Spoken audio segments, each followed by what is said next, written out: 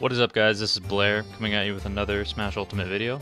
This time we're going to be talking about the rule set that I think should be used for the beginning of the Smash Ultimate's lifespan. It is most likely going to get changed.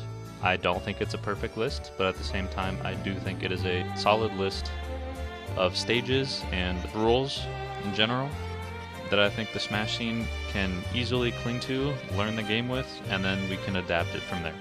So right off the bat, fairly standard stock count with 3. That seems to be the general consensus with Smash Ultimate. From there we got a time limit. This one's a little more controversial, slightly, not too much, but there seems to be general discussion between 6 to 8 minutes. I fall in between both categories, so I'm starting with 7 minutes. That may change as the game develops and as the game gets faster, but I think 7 minutes is a good starting point because it deters timeouts, but it also is slow enough for us to get used to the game with. Final Smash meter off, I don't think it's balanced enough for it to be a viable option to use in tournaments. And then stage hazards on and off, I will discuss that with specific stages. Most stages have stage hazards off, but some do have hazards on. And then blast on viewer, this one isn't as important, but I do think it should be on still, but on the smaller setting. That's it for the general rules, but the beefiest part of this video is about stage selection. So I have 8 starter stages and 7 counter picks for a total of 15 total stages. And this is where most of the controversy is going to come up. I feel like most of the Smash scene wants either less stages so that it falls in line with other Smash games, or a lot more stages so that we can test them out. And this one kind of falls in between. So right off the bat, let me just list off the starters. So we have Battlefield, Final Destination, Pokemon Stadium, Smashville, Kalos Pokemon League, Lilac Cruise, Yoshi's Island Brawl, and Fountain of Dreams. The idea behind the 8 starter stages is it starts with rock, paper, scissors, and this will apply to both best of 3 and best of 5 sets, where the winner of rock, paper, scissors gets to ban 2 of the 8 stages, and then the loser of rock, paper, scissors gets to ban 3, and then the winner of rock, paper, scissors gets to pick from the remaining stages. So there's 3 stages that can be chosen out of 8. There's approximately 37.5% of the remaining stages for starters to be selected, so that does offer still a wide variety of stage selection. The starter stages are all fairly neutral as well, so I'll just discuss each stage by itself. So first off with Battlefield, this stage has always been a starter in every game that it's been in, so it makes sense for it to return. The tri-plat layout is unique, and I think it should stay. Final Destination, this one's slightly more controversial, because I know top players like Esam have wanted it to be counterpick, and I think in PM it has been a counterpick at one point, but I do think this is a good stage for a starter because it is completely neutral, just in terms of general, I guess, combat, if you think of like traditional fighting games. So yeah, and then Pokemon Stadium, and this includes Pokemon Stadium 1 and 2, as well as Unova Pokemon League, because they all have this similar platform layout. And they're pretty much just the same stage, if I'm to be honest. But this is a very neutral stage with hazards off, so I think it's a great stage to be included in starters. Kalos Pokemon League, 2GG made their stage list / rule set. They also had it on. I agree with them. I do think it is a neutral stage. It is similar to both Pokemon Stadium and FD in the sense that there's a wide open space, similar to FD, of just no platforms. But then it also falls into the dual platform category that Pokemon Stadium is in, as well as being a unique layout that is still fairly neutral. So I do think it is a good stage and that it will be a starter. We'll see as the metagame develops, but I do think it should be a starter. And then Yoshi's Island Brawl, with hazards off, it is a very neutral stage with one platform that doesn't move, so that's great. So it's basically your Smashville without hazards.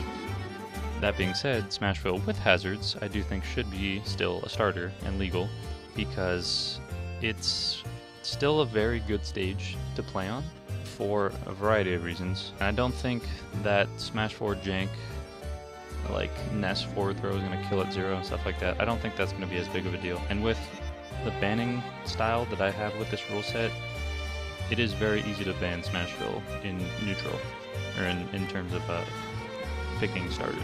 But I do think it is a legal stage and should be a starter. And then next, Lilat. This is another stage that 2GG put on their starter list. I do think it's an amazing stage as well. And with hazards off, it is a lot less random. The stage doesn't tilt, and I assume that it is going to be less jank with people falling through the stage and stuff like that. But the platform layout is very neutral. And then lastly, Fountain of Dreams with hazards on. It is another tri-plat, and I do think most rule sets that I've seen only contain one. I do think that's a problem, and I will discuss this further on, but I do think that Fountain of Dreams and Yoshi's Island, or Yoshi's Story for Melee, are both good stages and offer more unique gameplay that goes beyond just the normal tri-plat kind of dynamic. Because Battlefield is just a completely static tri-plat, whereas Fountain of Dreams has the moving platforms, and Yoshi's Yoshi's Story from Melee has Randall and Shy Guy that can add unique aspects to recovery and punish game and stuff like that.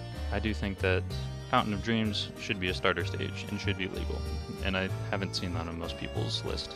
Also, Fountain of Dreams being a fan favorite, I don't know why people don't want to play on it, if I'm to be honest, but yeah, that's just my opinion on that. Okay, next with counterpick stages, Yoshi's Story from Melee, I did discuss already.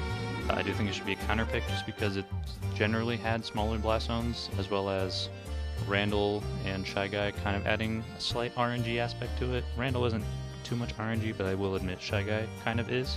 Again, as I stated earlier, that Randall can add recovery mix-ups and punish game edge guarding, which is very unique, as well as balanced, in my opinion. Next, we have Town and City, and I would agree that it should stay a counterpick just because it is very large and can oppress some characters like Little Mac, especially with hazards off, which I do think it should be hazards off, but at the same time, without the moving platforms going up and down, they still go off, like off stage towards the blast zones, but with hazards off, the platforms don't go up and down, so it can be harder for characters with worse recovery or approach options, I guess, to get up and down to contest platform camping. So I do think it's a good stage, but it definitely shouldn't be started just because of that reason. Castle Siege also I think should be legal, and it should be a counterpick. This one is fairly odd just because if it was completely flat, it would be another version of Pokemon Stadium, but it's got an elevation difference on the left and right sides with the platforms and just the general layout. So it is an odd one, but it is definitely a balanced stage, assuming that the camera doesn't work on the right side how it does in Smash 4 with the Omega version of it, where it can like obstruct your vision, so we'll have to test that. But it's a cool stage, and it'll be very interesting to, like, for characters that kill off the top, like percent differences between like up smashes that kill on the left side versus the right side and stuff like that. And I think that can be a very unique stage layout, as well as kind of a gimmick, I suppose, where people need to learn that kind of stuff, and that it can change up gameplay. So I do think that it should be legal, but for those reasons it should be a counterpick. Next, Warioware. This is a solid stage with hazards off. The stage layout is really cool. Platform layout is super cool, but at the same time it can be fairly oppressive just because of platform camping and small blast zones, but also kind of a big stage, which is an odd combo. So for those reasons, I do think it should be counterpick. Frigate Orpheon, huge blast zones, but kind of small stage, so kind of the opposite of WarioWare, in my opinion. But it's a cool stage, and the only reason why I put it in counterpick instead of starters is just because the moving platform can have some ledge jank, so I do think it should be counterpick. As well as having a huge blast zone stage in starters might give advantage to characters that don't want to die off the top. So that's my opinion on Frigate Orpheon. Next, Arena Ferox, or Ferox, I'm not sure how to pronounce that still. Talked about it a lot, but I haven't looked into its pronunciation. It's a huge stage, so it's another one of the big blast zones, big stages, but the platform layout is unique, and it can potentially have trouble with platform camping, but I do think it is a solid stage still. So this one I feel like is the most likely to get removed from this list and just banned in general, just because of its large size and most likely to be platform camp heavy, but I do think we should test it out in the rule set. So yeah, I will put Arena, Ferox, or Ferox on this list, And lastly, we have Skyloft. So Skyloft, it's kind of another triplat in the sense that it has a general triplat layout with 2 platforms on kind of like the first height level, and then 1 in the middle on like a second higher level. But the first level platforms are longer and they slant up towards the second one. So it's harder to platform camp on it unless there's like a serious discrepancy between air mobility between the characters fighting on it in singles. So the platform layout is really balanced. The stage doesn't really have any jank to it. It is big though, so that's why it's in counterpick, but I do think this one is very likely to stay. I do want to discuss Gamer though. I initially put Gamer on the list, but I don't think it should be on here, but I do think that it could be on here if we replaced Arena Ferox with Gamer, because Gamer adds more unique fighting styles than Arena Ferox, but I do feel like it is less balanced because with the 1 platform on the right side and then 2 in the middle, different elevations, it can kind of promote camping on the right side, so whoever spawns on the right kind of starts with an advantage because they have a lot more options. So for those reasons, I don't think it should be legal, and I've taken a lot of people's opinions into account to kind of reevaluate my initial opinion on it, but I do think it is slightly imbalanced, but I do think it has a chance to be legal. So that Gamer and Arena Ferox are the most likely to change. But yeah, that's 15 total stages. So the way I see this going down in tournament is both players sit down and they pick stage first, because Sakurai changed that, which I think is really interesting. Not good or bad, just very interesting. Players sit down and they choose their stage first. So this affects both best of 3 and best of 5 sets because of how many stages we have, even past starter stage selection. I feel like this will affect both. So with starter stages, both players start with rock, paper, scissors. As I mentioned earlier, the winner of rock, paper, scissors gets to ban 2 stages they don't like. The loser of rock, paper, scissors then gets to ban 3, and then the winner of rock, paper, scissors gets to pick from the remaining stages. After that, the winner of game 1 gets to ban 3 out of the total 15 stages. So counter picks are then allowed to be in play, as it's always been.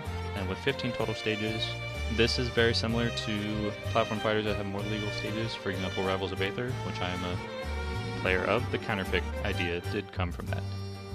So the winner of game 1 then gets to ban 3 stages from the total stage pool, so they ban 20%. And the loser of game 1 then gets to pick any of the stages. So with the wide stage variety that we have, stage selection and counterpicking is going to be a lot more important, and I feel like a lot more sets are going to go to game 3s or game 5s. You still get to ban a large amount of stages that you don't like, so you get to ban 3. And I've gone over each stage and kind of where they fall under.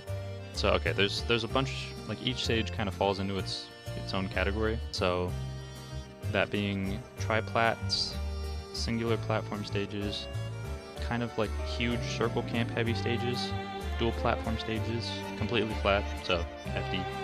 And then Lilac Cruise is in its own group, and then kind of multi-level, I guess. In like it's really in its own category, but I'm talking about Frigate Orpheon.